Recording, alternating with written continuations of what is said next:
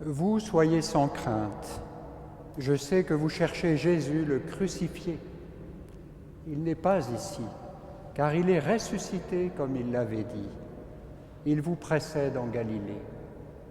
Merveilleuse parole de l'ange au matin de Pâques.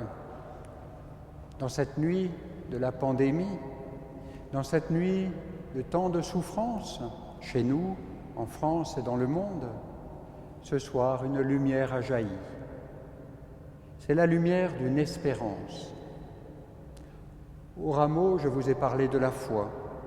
Ce soir, je veux vous parler de l'espérance. Et demain dimanche, de la charité. Ce sont les 3 cadeaux que nous recevons comme chrétiens, mais que nous n'avons jamais fini de déballer. Chaque fête de Pâques, nous redécouvrons cette vertu de l'espérance. Par la résurrection de Jésus, la mort est vaincue. Or, actuellement, la mort nous menace tous en cette pandémie. Mais nos vies vont au-delà de cette vie. Cette vie n'est qu'une anticipation de la vie éternelle. Et nos gestes d'attention sont autant de signes du royaume à venir.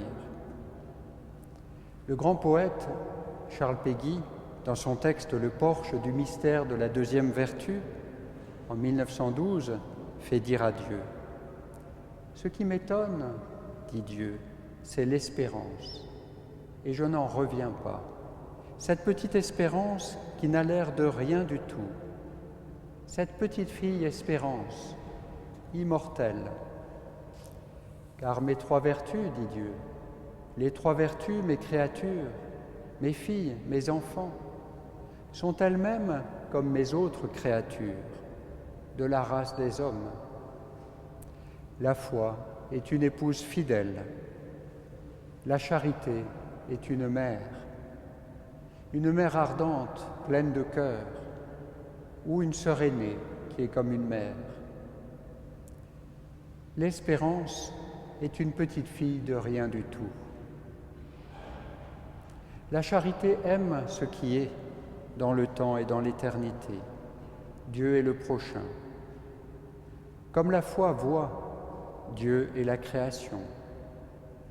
Mais l'espérance aime ce qui sera, dans le temps et dans l'éternité. Pour ainsi dire, dans le futur de l'éternité. L'espérance voit ce qui n'est pas encore et qui sera. Elle aime ce qui n'est pas encore et qui sera, dans le futur du temps et de l'éternité.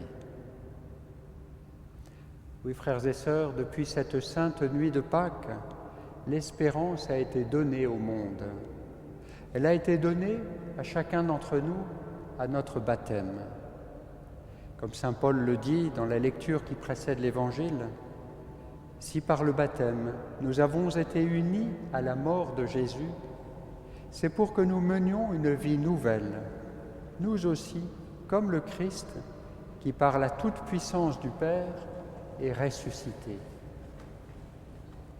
Et comment ce soir ne pas avoir une pensée et une prière fervente pour les 6 catéchumènes qui devaient être baptisés cette nuit dans différentes paroisses de notre diocèse, dont cette cathédrale.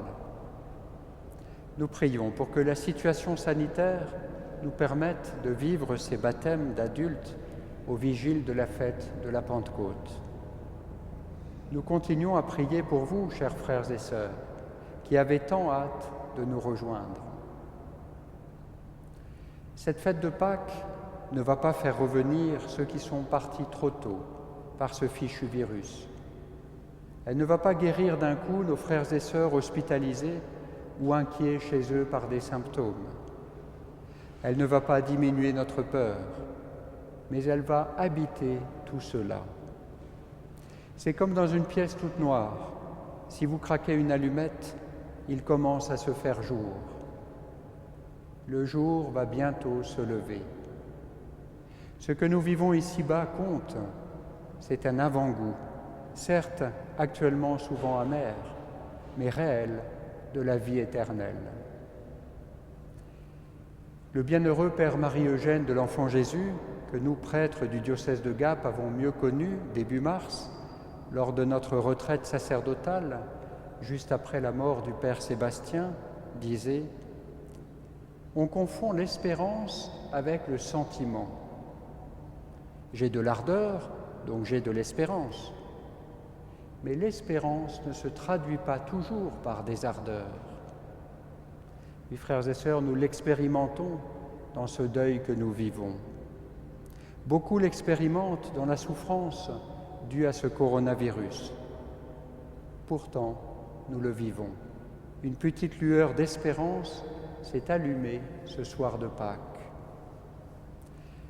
Dans sa mémorable bénédiction Urbi et Orbi du 27 mars, le pape François parle merveilleusement de l'espérance, en commentant l'évangile de la tempête apaisée. Le Seigneur nous interpelle et au milieu de notre tempête, il nous invite à réveiller puis à activer la solidarité et l'espérance, capables de donner stabilité, soutien et sens en ces heures où tout semble faire naufrage. Nous avons une ancre. Par sa croix, nous avons été sauvés. Nous avons un gouvernail. Par sa croix, nous avons été rachetés. Nous avons une espérance. Par sa croix, nous avons été rénovés et embrassés, afin que rien ni personne ne nous sépare de son amour rédempteur. Dans l'isolement, où nous souffrons du manque d'affection et de rencontres, poursuit le pape, en faisant l'expérience du manque de beaucoup de choses, écoutons une fois encore l'annonce qui nous sauve. Il est ressuscité et vit à nos côtés. Il est ressuscité et vit à nos côtés. C'est bien le cœur de l'espérance pascale, où, comme dit saint Paul, nous le savons, ressuscité d'entre les morts, le Christ ne meurt plus. La mort n'a plus de pouvoir sur lui.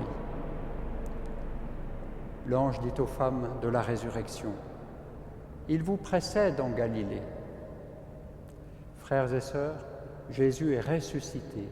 Il vit à nos côtés. Il nous précède en Galilée, c'est-à-dire dans le quotidien de nos vies, chemin de vie éternelle. C'est notre espérance, c'est l'espérance de Pâques. La Vierge Marie nous soutient de son espérance, elle qui, selon la tradition, a été la première visitée le matin de Pâques par le Christ ressuscité. Qu'elle nous aide à avancer dans l'espérance, c'est-à-dire dans la confiance.